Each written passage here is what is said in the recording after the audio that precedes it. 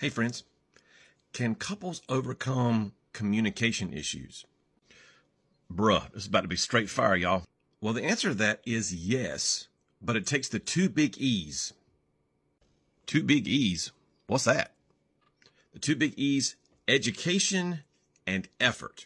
So let's start with education. Education is all about understanding and having self-awareness and blending that into social awareness so that you understand that not everyone sees the world the way that you do. Not everyone's motivated by the same things, has the same love languages, speaks the same way, talks the same way, drives the same way. We all are unique in terms of how we do those kind of things. And so the education of understanding that and having your personality compared to your partner's personality and maybe exchanging some set of data that explains that a little bit better so that you can each see each other's results. You're like, oh, that's why this person, da, da, da, da.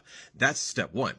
Step two is effort, right? It requires effort and energy. If you want to improve your communication, it's going to require effort. You're just not going to wake up, fall out of the bed and, everything's going to be great, right? It takes work. So adaptation is the key to that, right?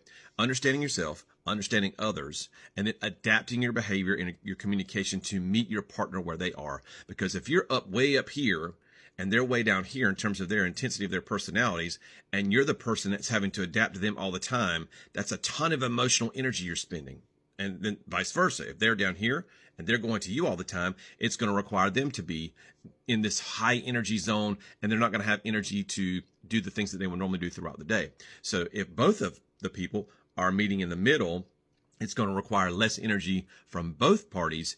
And therefore, that's going to be a situation where we can meet in the middle and we have more time and energy to focus on working in the relationship instead of on the relationship, right? So instead of like this whole thing back and forth, we're working with one another. We've got more energy to do that as opposed to I'm having to go over here all the time and be more correct or more organized or have more process driven like my wife is, or my wife is going to be more fun and more, outgoing and that kind of thing. So it requires effort and energy. Does that explain it?